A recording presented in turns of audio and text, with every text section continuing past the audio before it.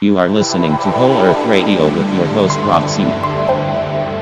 Hi, folks. This is Rob, and you're listening to Whole Earth Radio Season 2, Episode 3. Thanks for listening in. This is going to be a little bit of a long introduction. My guest today is Corinna Bellizzi, who is a podcaster at Care More, Be Better, and also Nutrition Without Compromise, as well as a longtime friend. And I'm going to blow up Corinna a little bit here because we've been friends and colleagues for almost 20 years. But I just want to start off by saying that she's an amazing woman. I've been almost jealous of what she's been able to accomplish in our industry, in the natural products industry, working with companies like Nordic Naturals, helping that company achieve the great heights that they have soared to, other great companies like Super Nutrition. But I a little while ago, Karina started pursuing an MBA, and I did keep up with her as she was working on this MBA. And most of the posts and things that I saw from her were about studying and pursuing that degree. But I would, I'll let Karina correct me if I'm giving the timeline wrong at all.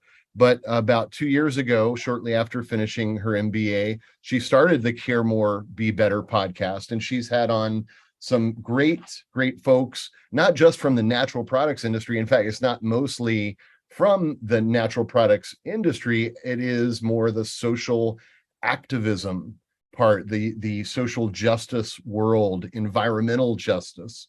And these kind of cause-driven things have always been important to me, from my youth, and so getting into natural products, I was always excited if there was a way to bring that into it.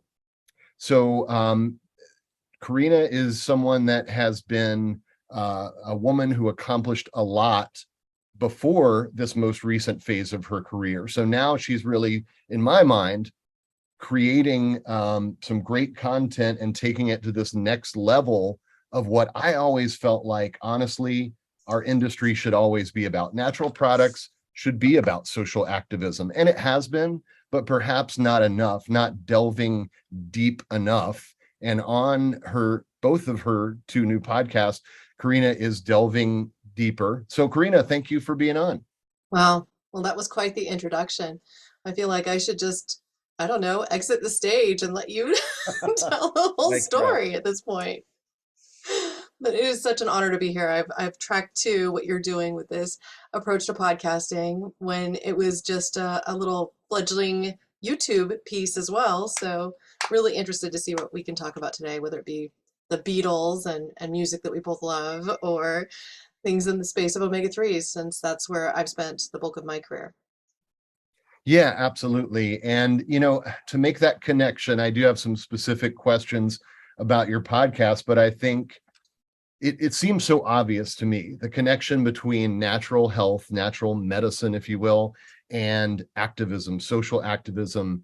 To me, it's always been there. It's always been, in my mind, part of how I approached all of this and trying to bring that out more. But you don't always see it a lot in the natural products industry because it can be an entitled place where people have to have perhaps a lot of money to buy the supplements that folks are recommending. And I just wonder if you feel like there's a need to bridge the gap perhaps a little more. Well, I think this is, for one, this could be a very involved and deep conversation that we could probably carry over many podcast episodes.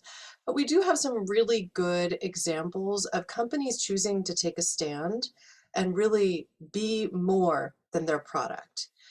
On the other side of the aisle, you have, in a way, companies that are saying the product is the cause, and here is why, and here's what we're doing differently.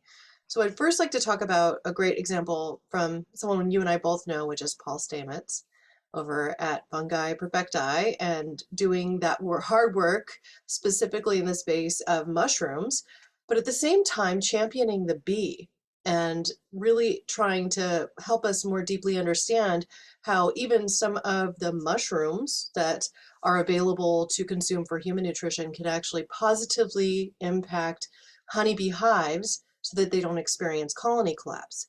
So you wouldn't necessarily draw a direct line through these two things automatically. I mean, obviously he had to dig really deep into the research, and his passion through this whole mycological perspective, being the specialist that he is, and create something that he then branded and brought to the world in a way that none of us really would have seen. You have another really great example from Patagonia, a brand that many, many people know, where Yvon Chouinard chose early on to really champion open spaces and to say, I don't care if your politics don't agree with me, I'm going to stake everything of my company on this. And so he pissed some people off, frankly, right? Some people who liked their Patagonia said, screw you, I'm going to Colombia, right?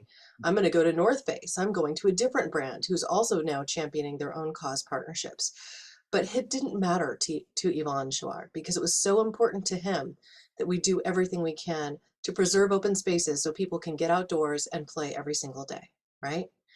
And so these two examples should lead us to understand that there's value in that, because the lovers of those brands, the champions of those brands, they really get integrated. They get their fires in their belly about it, and they're willing to march up a mountain because they believe what you believe. And if you connect with an audience on the things that matter to them in this deep way, then the difference you can make with time is going to be much, much bigger.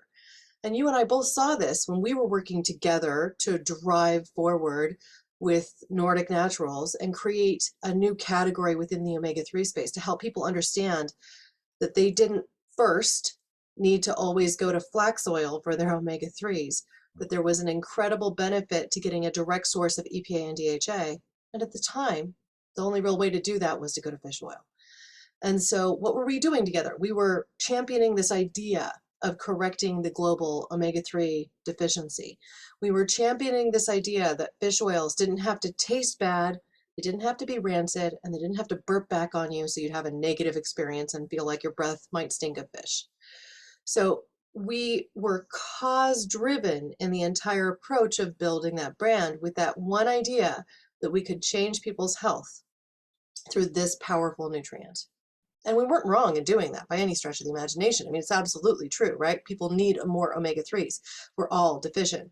And so this is something, I shouldn't say all deficient. I mean, I probably consume so much of it. But Stuart Tompkins not deficient. no, Stuart Tompkins, he also is, working deeply on the endocannabinoid system and the CBD space, which I'm sure we could dive into a bit too. Right. But, to this very point, I worked with Nordic Naturals for 11 years, right? Working to build that, working to champion it.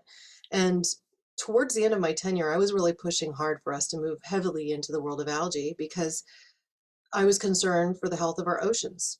I was concerned for the fact that, we've already seen a collapse of ecosystems within our oceans to the point where roughly 30% of the life, of the species life in our oceans has declined over the course of the last couple of decades.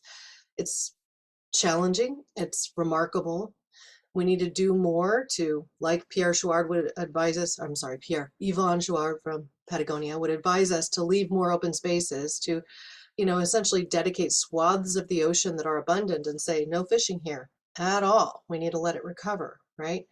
Understanding these things as an environmentalist at heart, I really took the leap to working exclusively in omega-3s from algae back in 2016, because I deeply believe we need different solutions that are going to let our land rest, that are going to let our seas rest, and ultimately recover so that we can have a future for our kids and our kids' kids. So, what I'm working in now, specifically in the algae space, is harnessing the power of algae to produce both EPA and DHA. To do so through photosynthesis, so that you're harnessing the power of light to create an omega-3 product that is highly absorbable, right? But that also releases oxygen as a byproduct, that sequesters carbon, that doesn't impact marine ecosystems, and which doesn't have to be seasonal because we can grow it indoors. And so this is like opening up a Pandora's box in a way of possibilities, but also understanding that we as an entire species need to be concerned with the future health of our planet, and that the future health of our planet is directly tied to how we handle our social systems, to the opportunities that we give people in spaces that are kind of up and coming around the globe, where their habits are becoming more Western, where the technology they use is becoming more Western. So ultimately that we are creating a system where all people and the planet can thrive. And so, you know, I mean, I was honored to be tapped on the shoulder by BAXA after spending time in graduate school studying and furiously thinking about what I might want to do next other than podcasting or in addition to podcasting. And they asked me specifically to help create this consumer-facing brand that would communicate to the world all of these things that are possible from algae. And so that's my work now. And in a way, it might dismantle some of the work that I've done in the omega-3 space because we don't have to go to fish for this stuff anymore. Well, let me ask you kind of an obvious question here. I know you've transitioned to working completely with algae, omega-3s. Clearly, there are companies, and I don't want to focus too much on any one of them, but that say that they have sustainable fish derived omega-3s. Do you think it's possible in 2022 to have a fish-based omega-3 that is sustainable? I mean, my short answer is no. I don't believe so, because I'm looking at the science, and I'm going to go back to a moment I spent at the Monterey Bay Aquarium Research Institute, which is in Monterey. It's a not-for-profit. It's run by the Lucille Packard Foundation, right? So they are connected to the Monterey Bay Aquarium, which is famous, right? But they're the research arm of the business. And back in my Nordic days, I actually organized a field trip there. And we arrived as a group. I got to drive one of their ROVs, those underwater rovers that they use to capture samples from the seabed and go 2 to 3 miles underneath the surface of the ocean. I mean, I got to drive one in, a test pool, but it was just such a really cool experience. We also toured their research vessel, and they told us about the research that they're doing presently. And then they brought us into this room, which was facing the ocean there, this beautiful kind of hexagonal room with bay windows everywhere, and you're looking off into the Pacific Ocean.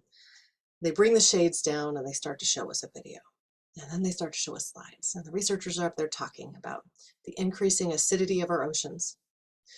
And with the rising acidity of our oceans, that the temperatures rise, whether or not the atmosphere is actually increasing in its temperature. I mean, it is, right? So these problems compound. And that with the rising acidity of the ocean, mollusks are no longer to build the same shells when they're in their larval state, so expire. This has been part of the life loss in our oceans over the last couple of decades. It's been directly connected to the increasing acidity of the ocean. And then as the temperatures rise, that what happens is the species of algae that thrive change. Fish get their omega-3s, EPA, and DHA from the algae that they consume. And so what we were even seeing, and you can look at this with the specification sheets of fish oil manufacturers changing over time, their standards for the level of EPA and DHA that they would even commit to also shift with time. They're seeing a decline in the level of both of these constituents. And part of this is also probably due to the fact that fish are eating other things in our ocean. They're consuming microplastics. It's kind of unavoidable, right? And so they're not getting the same levels of these powerful nutrients that they once had, or the balance of EPA to DHA is shifting with time too. And so we know that the future health of our oceans is directly tied to letting it rest so that life can thrive again. And also ensuring that we're not relying on the ocean to be our only carbon sink. And so if we actually look at the science of it, 50% roughly of the carbon that gets taken out of the atmosphere is absorbed into our oceans. And with the rising carbon levels in our oceans, its acidity rises. So now you have this cascade of problems that are related directly. So with increasing carbon levels in our atmosphere, our ocean acidity levels continually increase. And it's not good for the future. So even if you are harvesting only what is allocated as what the Marine Stewardship Council or the Friends of the Sea might tell you is a sustainable amount of seafood. Even if you're following all of those guidelines, we already have this really huge problem of the health of the oceans as a whole. And then secondarily to that, we also have a problem of piracy fishing that happens. The Sea Shepherd has been out there trying to keep some of this from happening. And if you watch the Netflix documentary Seaspiracy, you'll learn a bit more about that. But it really does pose a long-term challenge. You'll see local fishermen who are, living coastal waters that would go out into the sea and harvest some of the fish from those waters, suddenly going further and further out into the ocean and competing with some of the larger vessels that are led by multinational corporations that are, using state-of-the-art technology to locate where in the ocean the fish are and then just purse lane pull them all in at once, right? I mean, these are really big problems, and it's a pretty deep rabbit hole that anyone that wants to explore could dive right into and Sure. and start to get just as No alarmed by pun it. intended, right? Dive right in. Yeah. And I really so appreciate that approach, as a former vegan, and someone who still tries to be an ecovore, if there is such a thing, and really just try to make conscious decisions about what I eat. I really appreciate that approach. And I think it's really what got me into originally still a primarily plant-based diet, was thinking about the impacts of what we eat and how we get that on the planet, and books like Diet for a New America, at a young age really changed my perspective. And I thought, there's thinking about the environmental impact of how we live, of how we eat. And so I really appreciate that you're relating that still, with Örlö Nutrition to the bigger picture. It is a bigger picture. I mean, the reality is we all have an imprint on this earth, and it is healthier to consume a more Mediterranean diet, right? One that's higher in lean proteins. It also includes seafood. But again, the problems that connect to this also then relate to the pollutants in our oceans, the bioaccumulation of toxins. Dr. Mark Hyman, he has his own podcast called The Doctor's Pharmacy, with farm spelled with an F as opposed to a PH, right? He talks about the fact that he had been in basically a systemically detoxed, like he just had a lot of toxins in his system. And one of the things that he does when he's working with somebody who has exhibited a number of symptoms as an integrative doctor, right? And somebody who practices integrative medicine, he usually tests their toxins and then asks them questions about how often they consume fish, and often takes them off of fish entirely for a while because their mercury levels are high, because they are actually running into systemic challenges that relate to an overload of pollutants. And generally speaking, people who have been plant-focused in their diets, and generally speaking, people who haven't consumed fish, don't tend to have those high levels of mercury, those high levels of PCBs, dioxins, furans, and all of these other things that can pollute our systems. And so while I still very much, I love fish, I would love to eat it more frequently than I presently do, and I am limiting my consumption of animal proteins as a whole, partially because of the things that I'm diving into and learning more deeply, even though I was a happy omnivore for a long time. Now I'm more of a reluctant omnivore, and part of that is that I'm very, very concerned about the quality of the meat products on the market, whether they be wild or not. And my gosh, also, Karina, that's a book title right there, The Reluctant Omnivore. I mean, you gotta put a pin in that one. The reluctant omnivore. I am, though. I'm a reluctant omnivore. I mean, I very much thrive on a higher protein diet. And it's hard for me to get enough protein unless I'm consuming animals. And, to think about it that way and to think about it so directly is challenging, right? I also have learned that I'm sensitive to dairy, and my preferred additional whey protein was like what I went to augment my protein levels. So I feel like now that one's verboten. So I'm going more to, pea protein or hemp protein and things like that. And frankly, I don't enjoy just consuming shakes to get my protein. I would love to be back at eating, more of that omnivorous diet, but it's partly through ethics that I'm shifting my patterns.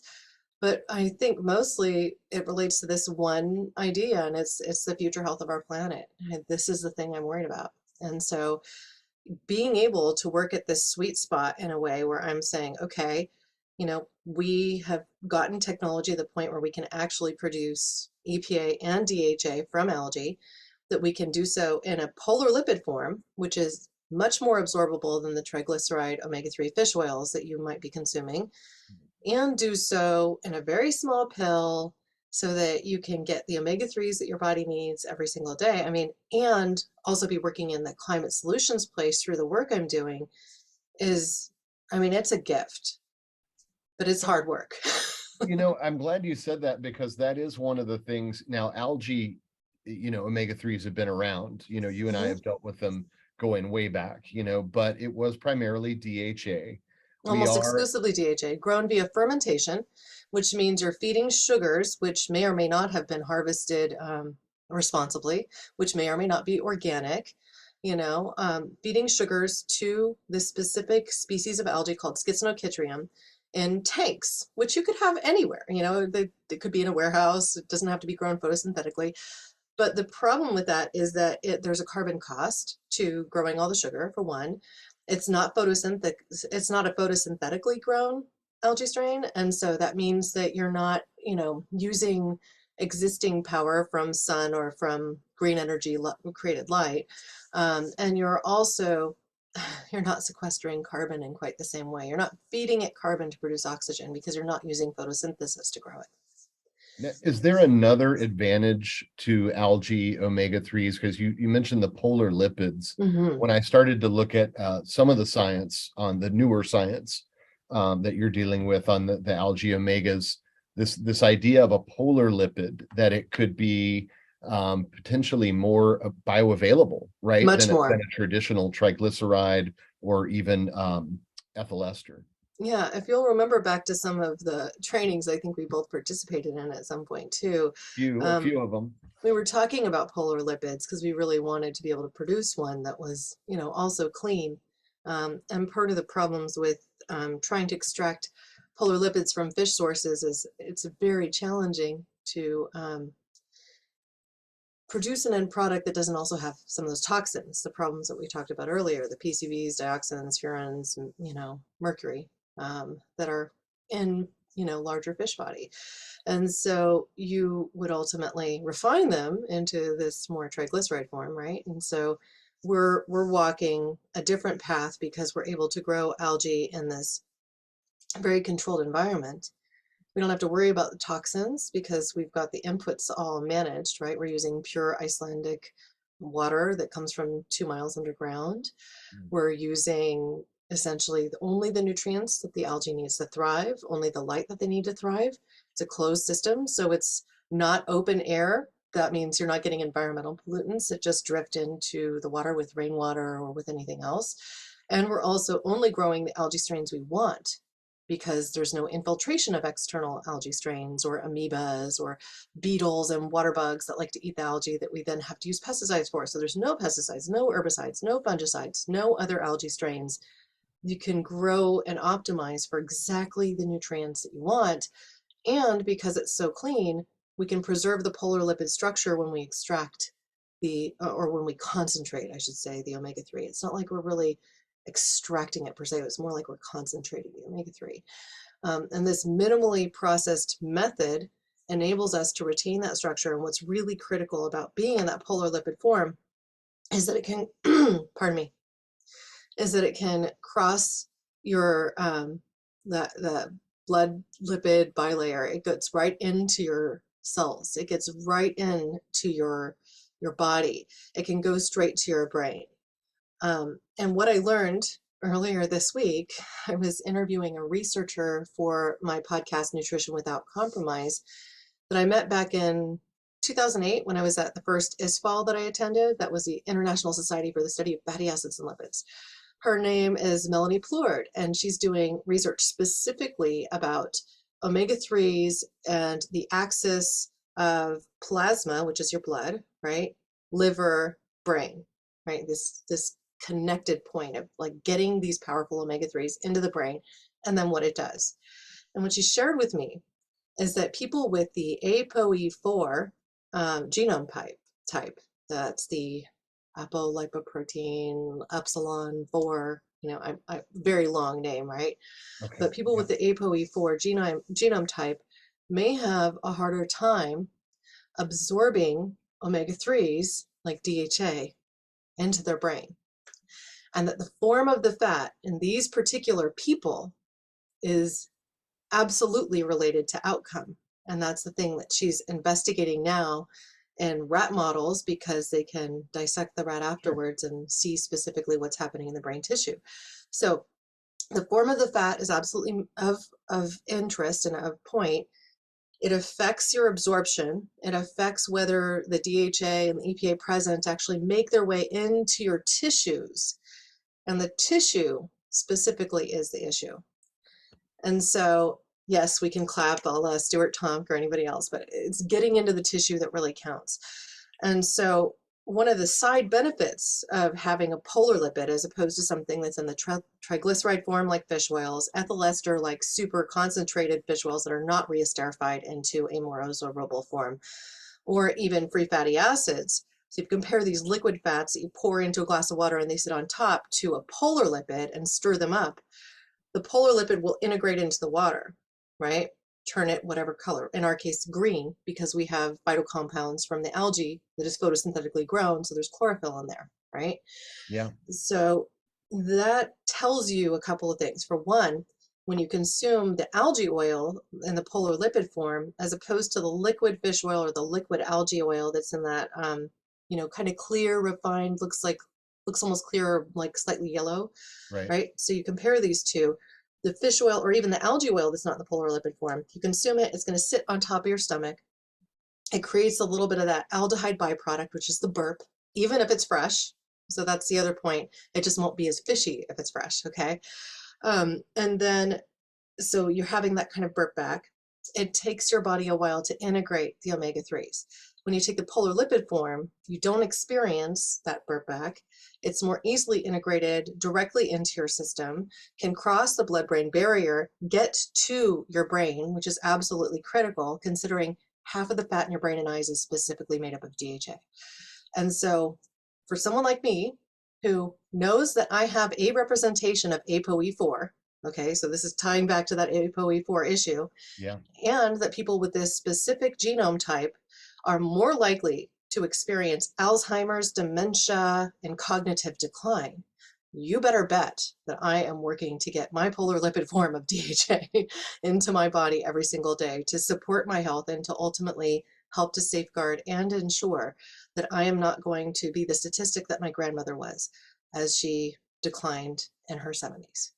Is there any difference in dosage with polar lipid fatty acids? So if a doctor gave a blanket recommendation, you should get 1,000 milligrams EPA and DHA. If you're dealing with polar lipid fatty acid, which we both know you could take much more than that, right? If you eat a can of sardines, you probably have 3,000 milligrams of omega-3 in there, I mean, if you possibly look at, more even, it depends on what is packed in. Some of those sardines are packed in fish oil. So most of them are packed in olive oil or some other oil, but yes, absolutely. so there's really not much of an upper limit for omega-3s. I think if you look at like Inuit populations and people who have traditionally eaten fatty fish, they could be consuming quite high levels of EPA and DHA with only seemingly increased benefit. So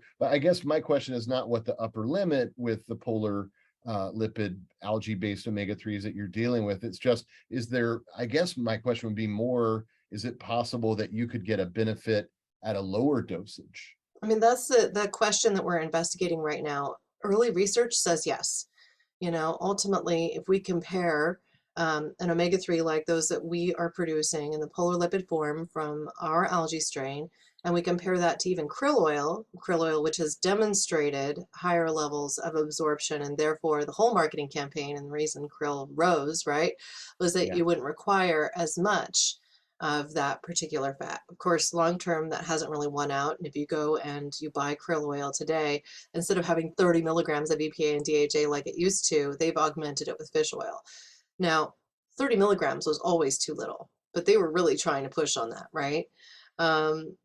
We are marketing our products between 250 milligrams and around 260 to 350 milligrams of EPA and DHA combined, with polar lipids, right? And the polar lipids being documented on the product themselves, and also ensuring that therefore there's enough of those polar lipids present to really increase your likelihood of absorbing at 2 to 3 times what you would, necessarily see absorbed from a fish oil or algae oil in the triglyceride form. So theoretically, we would all need to consume less of the omega-3. But given that earlier research I was referencing that's kind of budding too about this ApoE4 allele, I think I may just need more than what the standard person might need for that reason. And so I take 1.5 times what our daily dose is of our DHA products specifically, because that's what I'm passionate about, like, again, protecting my brain health. And the DHA that I'm getting in 3 soft gels, because typically the dose is 2 small pills. I'll show you how small they are. So for anybody on video, these are like a 500 milligram soft gel, but just so you get a view, it's about the size of my front tooth, right? Like pretty small. And so I take 3 of these a day. That gives me, every dose is 350 milligrams of EPA and DHA combined. So I'm getting over 400, 425, 450, somewhere in there of EPA and DHA. I might recommend somebody on a fish oil product take 2 or 3 times that, just because, again, they aren't coming in the triglyceride form. They're coming in the triglyceride rather than polar lipid form. Right.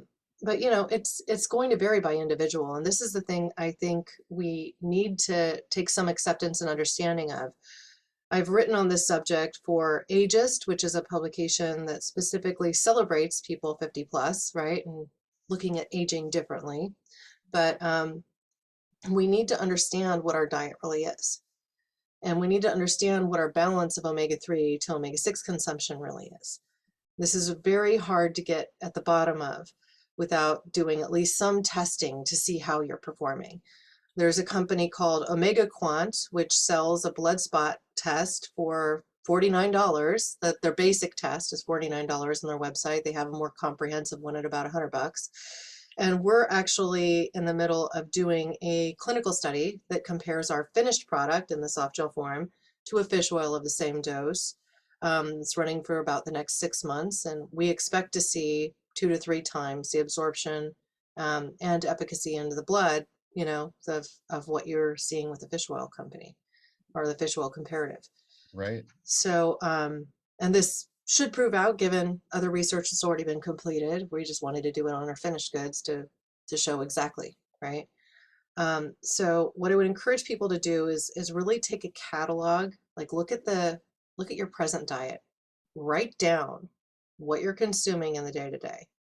And then of those things, look at all the processed foods that you're consuming, whether it be oat milk or granola bar, and look at what oils are in those products, because all of the plant milks have added fat. And they aren't really coming from oat, as a for example, from the oat milk. It's coming from seed oils, and seed oils are generally speaking pretty high in omega-6s. So even if you have a good diet and you've gone plant-based and you're, doing your best to balance yourselves, you likely are consuming salad dressing that you pick off the shelf, and it might say olive oil on the front, but on the back before olive oil it says canola oil or soybean oil, which are both high sources of omega-6s. Yeah. The key is balance. And if you are consuming a fair amount of omega-6s, you should work to reduce your consumption of those omega-6s while also increasing your consumption of omega-3.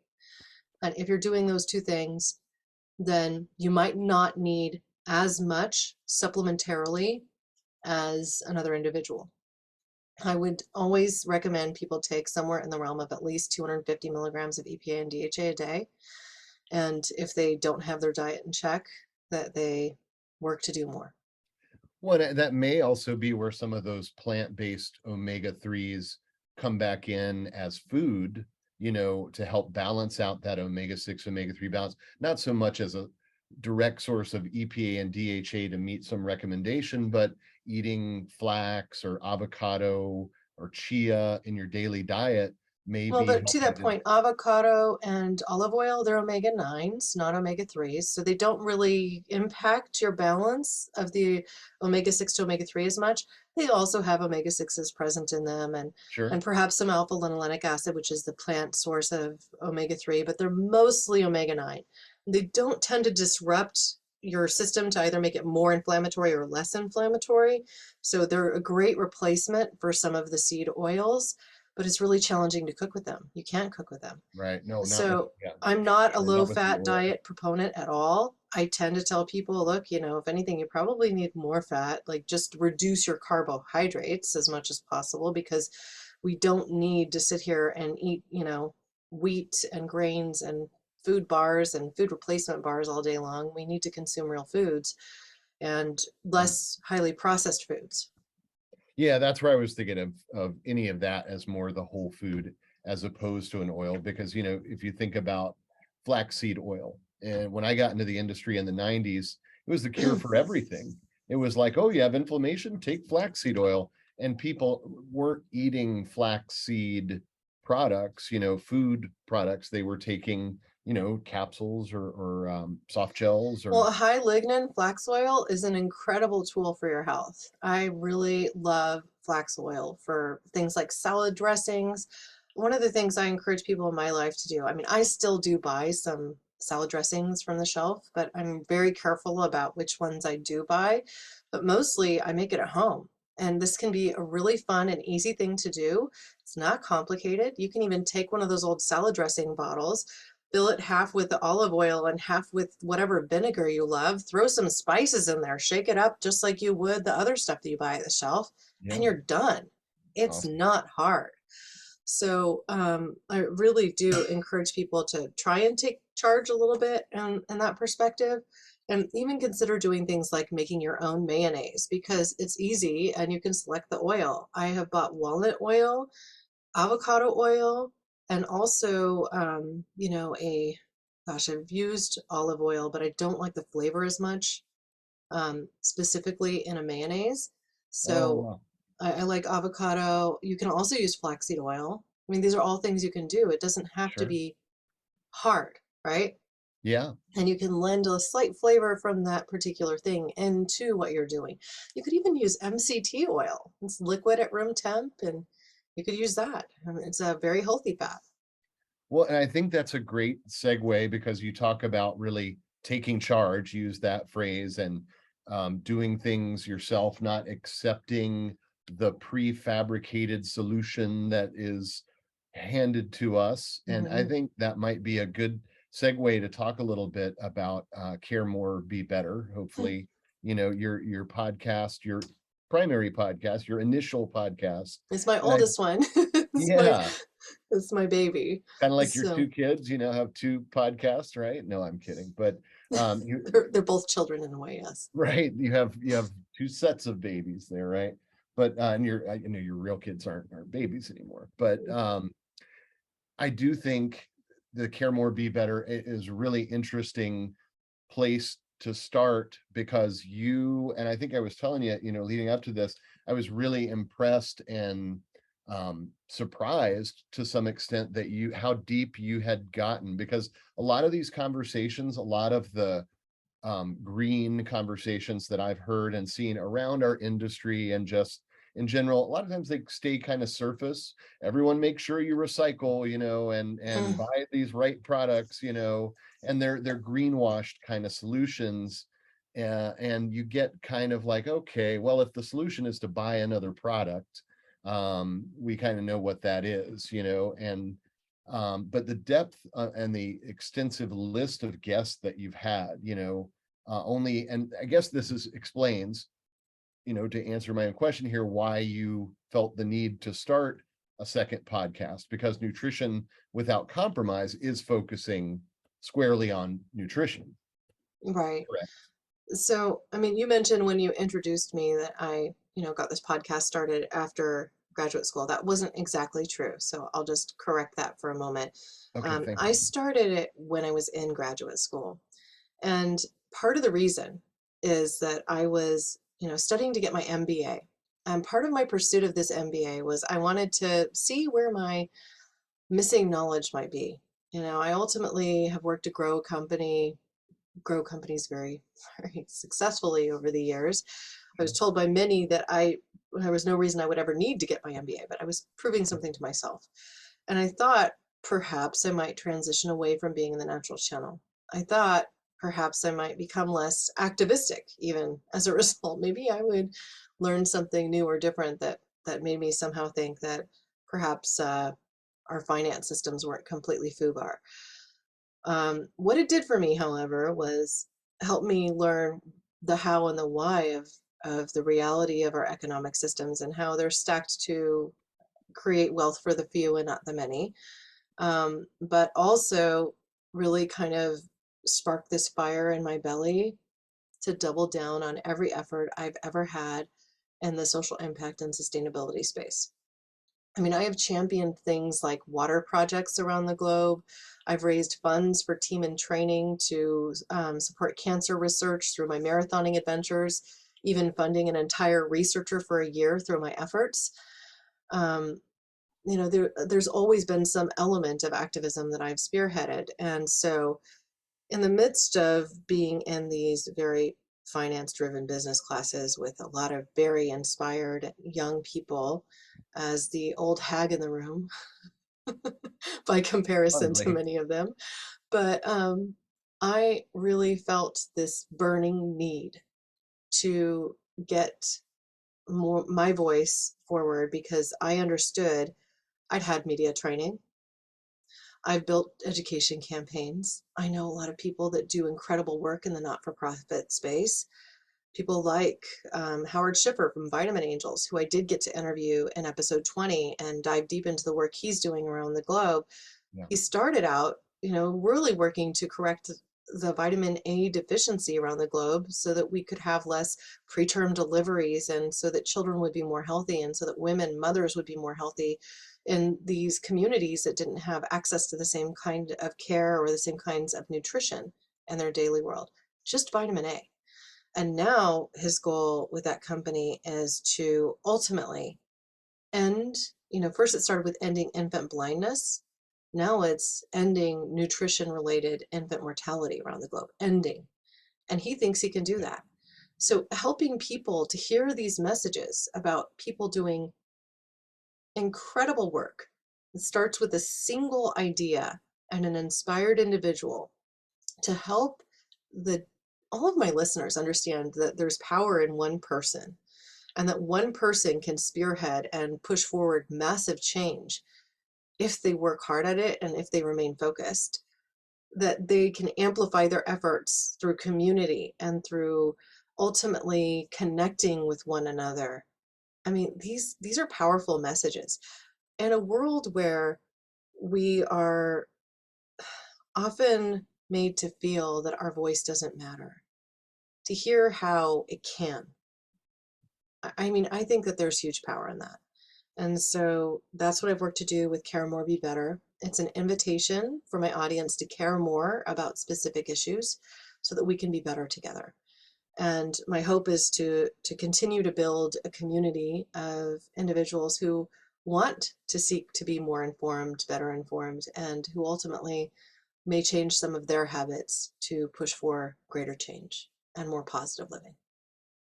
Yeah, that's fantastic. I just wonder if you, in doing the podcast the way that you've had so many different causes. You're covering a lot of breadth. Have you had any of those causes make you feel like, well, maybe I could that could become my primary cause and I could double down on that. Or I guess is that what's kind of led you back to nutrition? I mean, Not that's that a you ever left nutrition, but no. It's a hard question to answer because it changes. Like I have been doing that podcast now since my pilot episode was January of 2021, so it's almost 2 years, right? Um, I've been producing episodes every week. I have not missed a week. Often I've done 2 episodes in a week. I started out with it being a social impact and sustainability podcast. And I was probably more focused on the social impact side of the equation and less focused on sustainability. Now I'm much more focused on sustainability and less so on social impact. But the reason behind that is twofold. One is that these ideas connect, right? for sure. If we do not focus on rising or helping people rise up around the globe, then they will tend to look at their environments in an extractive way. They have to put food on the table now. So let's cut that forest down and, I can go ahead and get meat on my table to feed my family. I mean, those are real problems.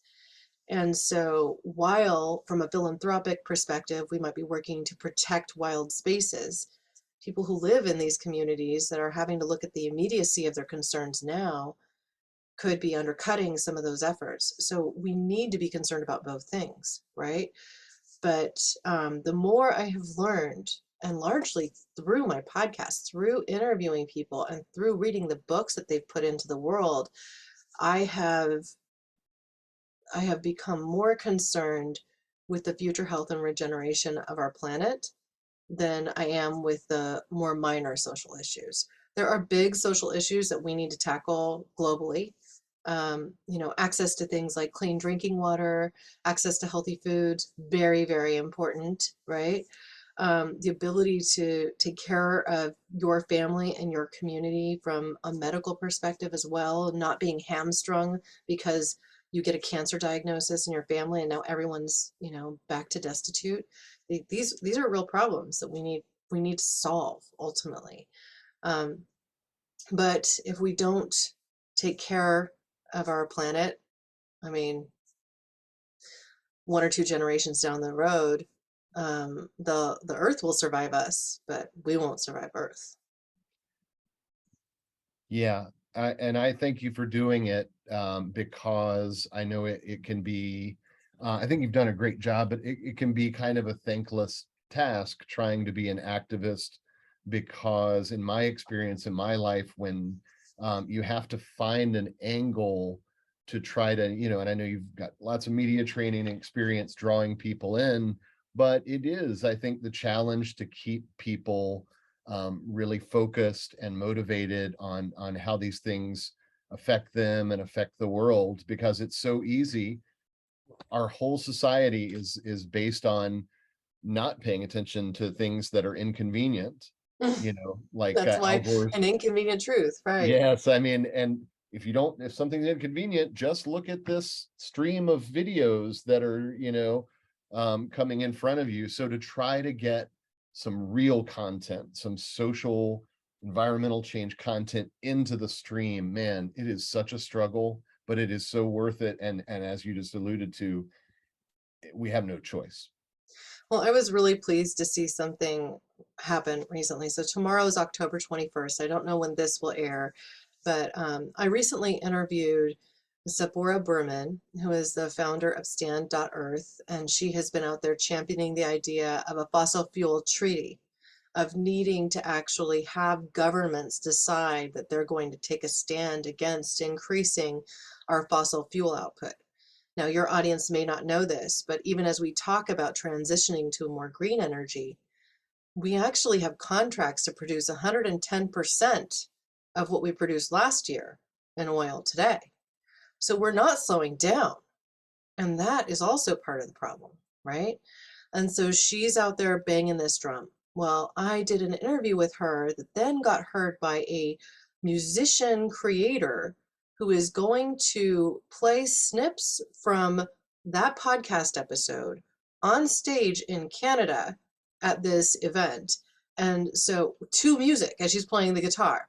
Now, Wow. there's no direct plan to record it, so I don't know if I'm going to be able to see it, but and I can provide specific links to that website and everything else after the fact. Yeah, But my hope is that I get to actually see the words that I didn't necessarily speak, but that I elicited from Sephora Berman working with Stand.Earth to create this whole thing. And I'm going to be credited in it, so there's a little accolade there, but to have that as my payment, because I don't do this for money. I do this, I ultimately pay to produce it. And when I invite entrepreneurs on, I ask them to help me cover the cost. Just because of the fact that, again, I pay to produce it and it's not a moneymaker. I I put get it it. out there into the world to educate people and to hopefully inspire them.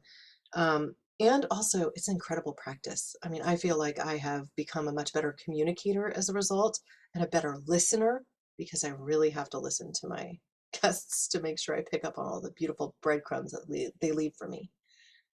Yeah, it's an incredible experience. Yeah, I really agree. And that I think that idea, when you have causes that you're trying to promote, the idea that there's a ripple effect, that just that example that you gave, you do one interview, it's heard by however many people it's heard by, but then if any of those people take it to heart in the way that you describe that musician taking it can be, and ultimately it has to work this way. It's the only way that it's ever worked, is Right. ripple effect of people caring enough to get the message out there. The next person passes it on to the next person, and then eventually there's enough of a discussion that we start coming up with real solutions. Right. Well, and it's interesting, this whole world of podcasting too, because while so many media bits are like flash in a pan, it's here today and gone in 2 days, and nobody's ever gonna like see it again the way a lot of social media is, right? Unless something goes absolutely viral, which is, the likelihood of that happening is small. I interviewed in my first 6 months of podcasting this gentleman named Mokhtar Al-Hanchali, and he has a coffee company called Port of Mocha, right? And that episode suddenly went viral. So it was out almost, I don't know, over a year ago at this point, right? And suddenly I had 600 listens in a couple of days of that particular episode. And so I'm like, why is that? What happened? Well, guess what? People are starting to actually be concerned about the sustainability of coffee. And Right. so because of that, this got discovered in a few spots. And then suddenly, because people were listening, different platforms start to suggest it as an episode that they should listen to. And they got to learn a really deep story about the origins of coffee, about the social responsibility of coffee, about the fact that we pay far too little for the product, generally speaking, and that ultimately, as a result, because we're paying too little for the growing of the coffee, the people who grow coffee live in squalor. And so he's paying a living wage and producing a coffee that, if you go to have it at a coffee shop, would likely cost $16 for a single cup. But perhaps that's what the true cost should be. And so eliciting these kinds of conversations to get us to understand and think about consumerism in a different way is, I think, hugely powerful, because there is a true cost to every product that you buy. And if you're getting a t-shirt for $5, you better believe it was built on the backs of someone else's inequality, of their hard labor, and that they sacrificed something to make that product a reality. So we need to Sure. get to a different world where we're thinking about products differently, about the things that we consume differently. And as I would connect that to what I'm doing with Orlo, I mean, that simple t-shirt example, I work to create a branded t-shirt for the company to help, get the message out there. It's printed with algae ink. It's made of organic cotton that is responsibly sourced, that is cut, stitched, finished, printed, everything in California, where people are paid a living wage for the work that they do. Amen. So, yeah, it's $40 for a t-shirt. I knew there was a catch there, But, but you know I what? mean, and Good for this you is for doing it. it's a marketing tool, but it Yeah, is it's an education at the same time. Um, we need to think differently about how we consume. And so if that went into the creation of the brand Örlö, right? It's a Yeah. reusable glass bottle. This is Miron violet glass, right? A bottle like this itself is in the dollars as opposed to the pennies, right? And so almost black in view protects the product inside better than just about anything could, because no visible light's getting through. And then we sell it with refillable pouches, and the refillable pouches then mean less waste, so you're getting nutrition with less waste. And even the box, the shipping box, is printed with algae ink. So Well, and I was just going to bring up 360 here, just the first company you brought up, Paul Stamets, yeah, Host Defense Mushroom Company. Thinking about coffee, they just came out with a Lion's Mane coffee, the Myco brew, and well, there's in lion's mane, that means it's not coffee, right? It's a mushroom.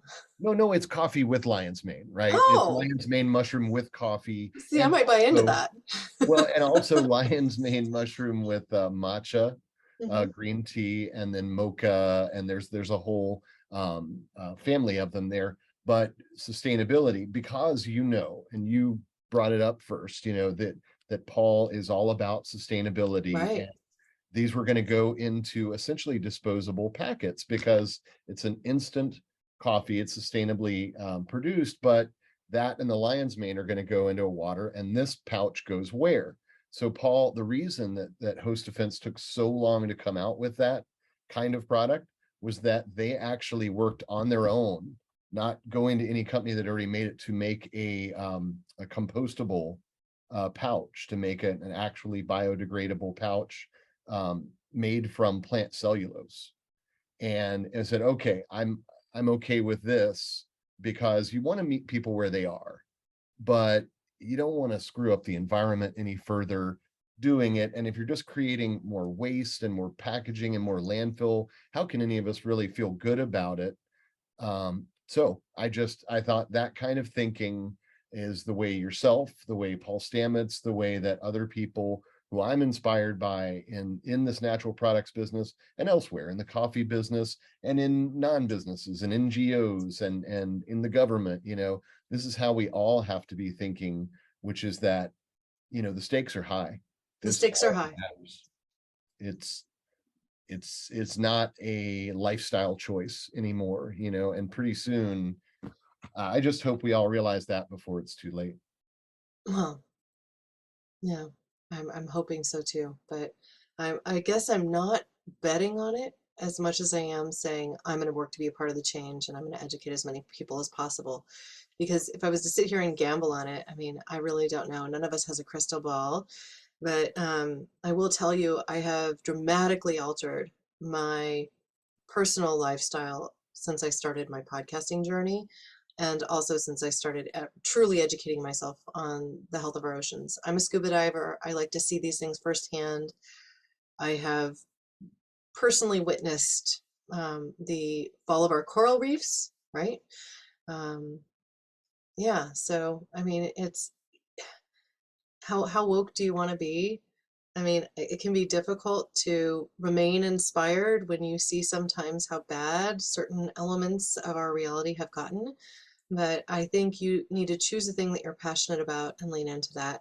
And for me, I mean, I'm leaning into really sustainable living. I'm leaning into discovery when it comes to our climate. And I feel like there's no end to what I want to know. And to answer your earlier question, I haven't chosen just one thing to hone in on, and perhaps this indecision comes from the fact that I just want to continually know more, but I think I'm closest to the inspiration that stand.earth is providing. So I would encourage people to check out that not-for-profit, because what they're doing differently is that they are choosing to say, we're going to be part of the problem fixers. We're going to go to the big multinational corporations, and you know what? We'll create negative campaigns against them until they're willing to talk to us and change. So they will Like essentially, it. hold their feet to the fire, but ultimately to get them to the table to talk and build actual change, not just play lip service to a specific thing. And so, don't let the big guys fool you when British Petroleum rebrands themselves as Beyond Petroleum, when they're yet only spending 2% of their budget on green energy, and the other 98% is in oil exploration and other projects related to oil. Look under the skirt a little bit. And if you want to support a nonprofit that is going to work to create more change with those big guys, you might want to look at stand.earth.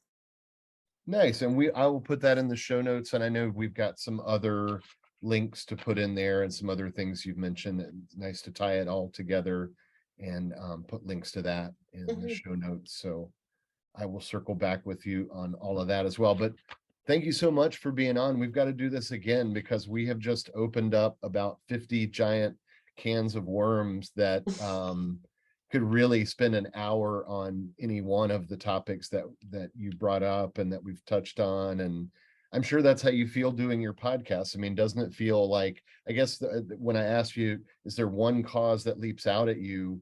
I mean, it's just, there's so much. There's so much. No, and I think, Care More Be Better is also my personal podcast. So I go where my inspiration leads me in many cases. I have done deep dives into particular categories, like even Paul Hawkins' Regeneration. It's regeneration.org is a website. The book is Regeneration, Ending the Global Climate Crisis in One Generation. It's an audacious title and an audacious book, but it's a great primer for people to educate themselves on the many different areas of our climate crisis and then choose the area that they want to most dedicate their time, resource, and energy to. Mine has remained broad. And then I also did a really deep dive into, I want to just speak to a moment for nutrition, into this concept of overall eating to beat disease or nutrition to beat disease with Dr. William Lee. And so I did a deep dive after my personal interview with him on Nutrition Without Compromise into each of the categories of his coursework and his book. And so have provided that as a resource with short episodes, like 15, 20 minutes, to walk people through the experience of both his book and the course that he leads, because I really do believe that people can be the champions of their own health and also of the planet we live on. And so I'm getting to do those things with both podcasts. It's really beautiful. Yeah, we'll be more effective if we do both. I mean, that's one of the things that I looked at with nutrition and hunger relief in the world as a cause, is that if people have a better balance of omega-3s or lion's mane or any of these other things in their body, if they take care of their body, they're going to be better able to serve other people and to serve these causes.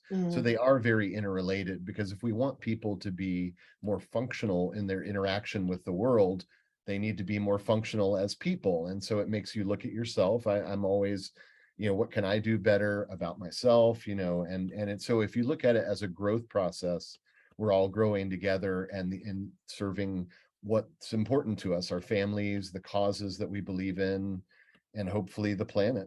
Yep, exactly. Well, thank you so much, Rob. This has been an absolute joy.